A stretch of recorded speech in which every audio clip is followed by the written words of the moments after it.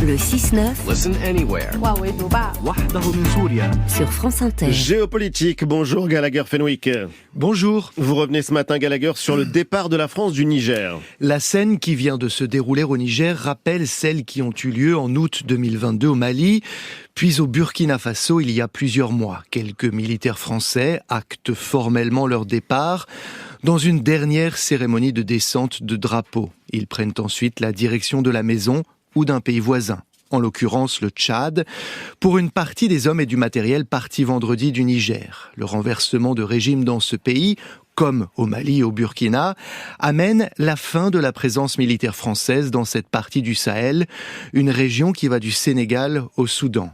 C'est un échec considérable pour la diplomatie, mais aussi pour le renseignement français, qui n'ont pas anticipé les bouleversements régionaux en cours. Dans le cas du Niger, cela clôt une séquence très tendue. Après le coup d'État cet été, les putschistes ont engagé un bras de fer avec Paris, sous la forme notamment d'un blocus autour de l'ambassade de France. Elle a définitivement fermé jeudi dernier, ce qui n'a pas été le cas au Mali et au Burkina Faso.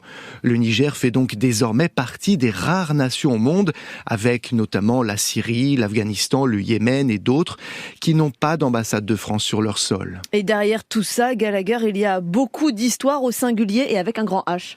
Effectivement, une histoire douloureuse, parfois exploitée, Marion, par des influenceurs anti-français, mais aussi mal digérée par de nombreux Africains. Ils accusent la France d'avoir conservé une attitude paternaliste à l'égard du continent après la décolonisation. Après les indépendances dans les années 60, Paris a maintenu des relations politiques, mais aussi économiques, avec certaines de ses anciennes colonies et leurs gouvernants. Elle a également conservé une présence militaire dans la zone, une présence incarnée depuis une dizaine d'années par les milliers de soldats français venus lutter contre le djihadisme au Sahel. Ce sont les opérations Serval et Barkhane, entre autres.